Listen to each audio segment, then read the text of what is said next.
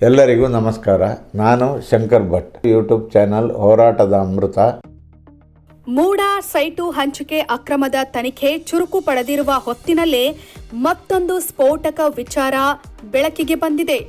ಇದು ಮೂಡ ಬ್ರಹ್ಮಾಂಡ ಭ್ರಷ್ಟಾಚಾರಕ್ಕೆ ನಗರಾಭಿವೃದ್ಧಿ ಇಲಾಖೆಯ ಐಎಎಸ್ ಅಧಿಕಾರಿಯ ಶ್ರೀರಕ್ಷೆಯಿತ್ತ ಅನ್ನೋ ಅನುಮಾನಕ್ಕೆ ಲೋಕಾಯುಕ್ತದ ಅಧಿಕೃತ ದಾಖಲೆ ಅನುಮಾನ ಕೊಟ್ಟಿದೆ. ಹೌದು, ಬ್ರಹ್ಮಾಂಡ ಭ್ರಷ್ಟಾಚಾರದ ಹಿನ್ನೆಲೆ ಮೂಡಾದಲ್ಲಿನ ದಾಖಲೆ ಜಪ್ತಿಗೆ ಲೋಕಾಯುಕ್ತ ಸರ್ಚ್ ವಾರೆಂಟ್ ಸಿದ್ಧಪಡಿಸಿಕೊಂಡಿತ್ತು. ಜೂನ್ 28ರ ಸಂಜೆ ಸರ್ಚ್ ವಾರೆಂಟ್ ಸಿದ್ಧವಾಗಿತ್ತು. ಸರ್ಚ್ ವಾರೆಂಟ್ ಸಿದ್ಧವಾದ 12 ತಾಸಿನೊಳಗೆ ಸಿನಿಮೀಯ ರೀತಿಯಲ್ಲಿ ಮೈಸೂರು ಪ್ರಾಧಿಕಾರಕ್ಕೆ ಐಎಎಸ್ ಅಧಿಕಾರಿ ಬಂದಿದ್ರು.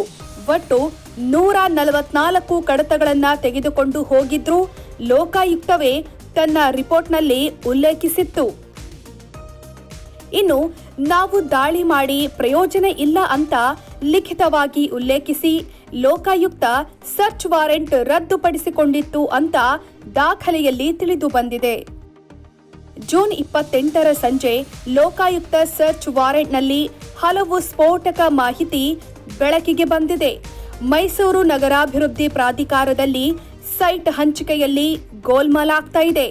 ಬದಲಿ ನಿವೇಶನ ಕೊಡಿಸುವ ವಿಚಾರದಲ್ಲಿ ಎಲ್ಲ ಕಾನೂನು ಉಲ್ಲಂಘನೆಯಾಗಿದೆ. ಎಲ್ಲ ಅಕ್ರಮ ನೀತಿಗಳ ಅನುಸರಿಸಿ ನಿವೇಶನ ಮಂಜೂರು ಮಾಡಲಾಗ್ತಾ ಇದೆ. ಈ ಬಗ್ಗೆ ಖಚಿತ ಮಾಹಿತಿ ಲಭ್ಯವಾಗಿದೆ. ಇದರ ಬಗ್ಗೆ ನೋಟಿಸ್ ಕೊಟ್ಟು ದಾಖಲೆ ಕೇಳಿದ್ರೆ ಅಧಿಕಾರಿಗಳು ಯಾವ ದಾಖಲೆ ಕೊಡೋದಿಲ್ಲ. ದಾಖಲೆ ಕೇಳಿದ ಕೂಡಲೇ ದಾಖಲೆ ನಾಶ ಮಾಡ್ತಾರೆ.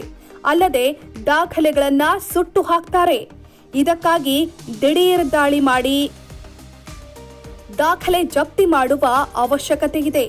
ನಗರ ಯೋಜನಾ ವಿಭಾಗ ಮೂಡ ಸೂಪರಿಂಟೆಂಡೆಂಟ್ ಕಚೇರಿಯಲ್ಲಿನ ಮಹತ್ವದ ದಾಖಲೆ ಜಪ್ತಿ ಮಾಡಲೇಬೇಕಾಗಿದೆ. ಹೀಗಾಗಿ ದಿಢೀರ್ ದಾಳಿ ಮಾಡಲು ಸರ್ಚ್ ವಾರೆಂಟ್ ಜಾರಿ ಮಾಡಲಾಗಿತ್ತು.